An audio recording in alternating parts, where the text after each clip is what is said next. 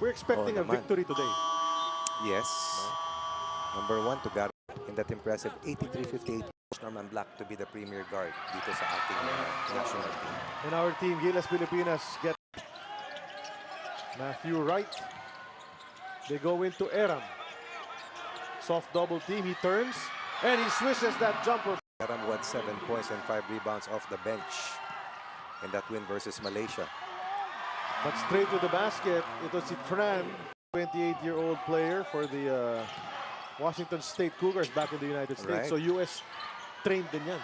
Led the way in scoring versus Malaysia. Did play for Batang Gilas many years ago. So may international experience na yan. But this is different. Oh, there's an interception. And this is going to be an easy layup for the national team. Since 2019 at least. Here's Dalf Panopio. He misses, pero andun si Boy Aram there. Here come the Philippines. Chance to grab the lead back sa sequence na ito. And there it is! Jamie Malonzo slams it home. Big play.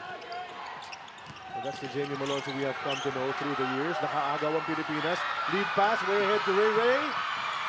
That's an easy lay-in. Positions. And defend all those positions as well with ease. Maganda ng atake. Itong si Bolick up ahead to Panopio. Bounces it into Parks. Unable to complete that, but a nice tight pass heading the other way. Oh, no one near him sa kanyang mga kakampi. He takes it anyway, misses. But then there's Jerker. Offensive rebound and puts up a 3. That's off target. Sa rebound, Ray Parks one-handed. They swing it around. Von Pesomales in the game as well, but it's 30 Ravenna now. The mid-range. Jumper is good for 30. For the chance to play for the national team. Another 3 hoisted up by Vietnam. And you know, it's a chance to regain the lead. Mr. Wiggle ang tawag sa kanya. He was wiggling his way to the basket there, coach. And a turnover. Hindi na naipasok. Ayun na, on the second effort. Pero makalaro mo ng isang quarter, at least makilala mo, alam mo ng bantayan. Somebody's open. He's gonna get his first 2 points in this game. Tapos ang first quarter. This is more or less last shot time with a 5-second difference between the clocks. Here he goes again. They kick to the corner. Nice setup for the big man. And he puts that one in. Tumama sa labas. Pangalawa, nakakatakbo ang Vietnam at nahatak yung mga helpers natin para malibre yung mga bigs na tumatama mula sa labas. Siya at lumamang pagkatapos ng first 20 minutes ng 42-26. Well, that's a welcome basket. We needed outside shooting. 30 Ravenna puts that one in. Well, binawi naman agad ng Vietnam. Layup sila to start the quarter as well. So quick 5 points for Vietnam. Poy Aram missing the lay-in. Pero na-foul siya ron. Tutungo sa linya si Poy para sa dalawang free throws. A two-man game. May shoulder injury yata si Liwag. So tamang-tama ipinasok ang veteranong si Aram. He's doing well so far. But look at that. Another inside incursion and they're getting Vietnam dito. It's going to be a double-digit lead and that would be make Vietnam very happy kung maka-shoot sila. And there's a chance because at the last second, the referee at the base. Last defensive sequence. Bolick dropping it over to Aram. On the reverse, Mintis. Ngunit na-foul na naman siya. May pagkakataon, makadalawang free throws. The last time he was at the... Here comes the Philippines. Matthew Wright will stop and pop from 3. That's how you do it. Oh, yes. Hopefully that spurs a run from the Philippines. In the meantime, ito Vietnam, di diskarte. Laban sa change-up defense ng Pilipinas. Oh, wow. Titira ng tref na naman. Super looper. Hindi bumagsak yun, pero nakuha nila offensive rebound. Tran now handling it. Down to 7 seconds on their shot clock. He'll try again. And he'll make it again. And that's an 11-point lead, coach. Then defensively. At itong kailangan nating unang shutdown. Right. So Parks trying to take on that task. He gave it up.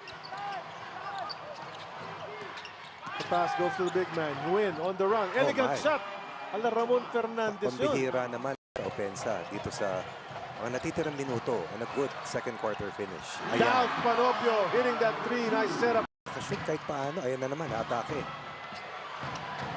At yung nawala sa kanyang bola. Deficit. And that last 3-pointer, that came off a broken play. No? Nawala na sa penetrator yung bola. It just went all the way to the 3-point shooter at the side. Magandang balita. At the post, Manzano kicks it out. Parks hesitates on the 3, feels the contact, puts it up, and he's going to go to the line para sa dalawang free throw. Parks Manzano running with him. Instead, he goes to Chua. To the side, Matthew Wright. Releasing from three. Now it's with Matthew Wright. The hot hand. 2 3-pointers already here in the second period. Panopio sets up Chua. The fake, the drive, and the layup for Ray Parks. Inside to Manzano. Justin Chua now will drive, spin, take, and draw foul. 2 free throws for Justin Chua. With 3.1 seconds remaining, a bit of a helter-skelter play there mula sa Doesn't. Gilas. 6 seconds on the shot clock. Berto Bolic with the possession, kicks it out. Matthew Wright, another 3 on the way. Matthew will try again. This one is way short, pero andun sa ilalim. But more than that, the way he played for Adamson in the most recent AP season. Dierker on the drive. That's a foul on the defender, Manzano. But the lead is back. Kicks it to the cutter. That's a finger roll mula. For the Philippines. Tran, he's in a bind. Ball's on the floor. Nakuha na ng mga nakaputi. Parks up ahead. Easy layup for Matthew Wright. This mark of quarter 3. So, halos 6 na minuto na scoreless spell para dito sa Vietnam from the field. Ooh. Berto Bolic. He'll drop it to the trailer. Nice. Matthew Wright Oh. will not convert. Ray Parks is there outside to Bolic. He'll take a 3 instead. That goes! Tran picks it up.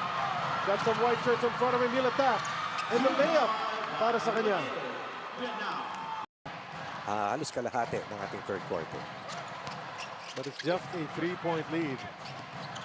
Precarious to say the least. And now Malonzo could have been in trouble. And they are saying that. That's what Vietnam is saying. But Jamie, hindi na tayo magugulat kasi pumapasok ang mga thrift ng Vietnam mula sa pool na ating laro. Ito na. Berto, some contact. Dropping it to Eran. And he finishes strong. Look talaga sila. Parang yung si Ray Parks was almost played the entire game. Bolic the kick to Malonzo. Didn't take the 3. Drives inside. Lost it. Parks will take a 3 instead.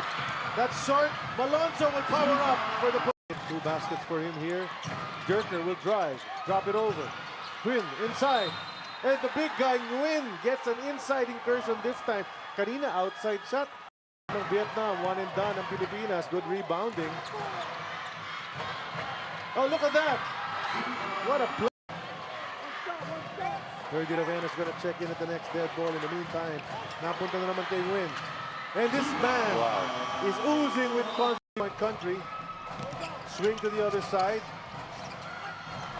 He takes it and he's fouled. Taking a 3-pointer. That's Vauban. He was just hoisting it up in desperation. But it's been working. The kick out the 3-point land. Matthew Wright ties it up. Philippines is in a fight right now. Contra sa Vietnam. The drive. He puts it up. Halos back to the back. Getting harassed. Bounces it to Chua. Goes up strong. Can't convert the basket. But 2 free throws para kay Justin Chua to try to tie the ball game. And we remember he's... Panopio setting the table. Goes behind his back. Tries to drive. Puts it up. And he gets it to go. He's still running their offense properly. Goes baseline. Puts it up.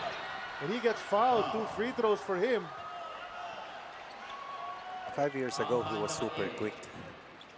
The acceleration has been... Outside to Parks. 10 seconds to shoot. Bolic releases from 3. That's good! Make it a 2-possession game. 4-point bonus play. 3-point conversion. Stay away from that. Yes. Bolic. The 3. Good! There you go. Room.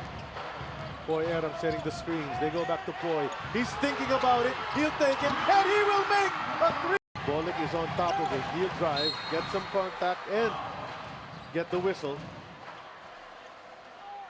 That was a backbreaker coming from Poy Aram. Off for the Philippines. Ito na si Parks.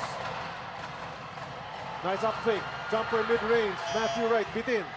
Malone's on the board. That's a big Putback one. is good. And Jamie's been working. Good hands. Win from 3. No! Nakapasok pa ng isa yung big. And they put it away as Jamie will attack. The layup will not drop. And he's looking for a foul. He felt he was hit. Whistle was blown. Respect you have to give these referees in the international competitions. That's a foul in the backcourt. Tran fouling Bolic. Sends him to the line. Big baskets by Robert Bolic here in the 4th and final quarter. 3-point shots. and making the biggest shots of this matchup.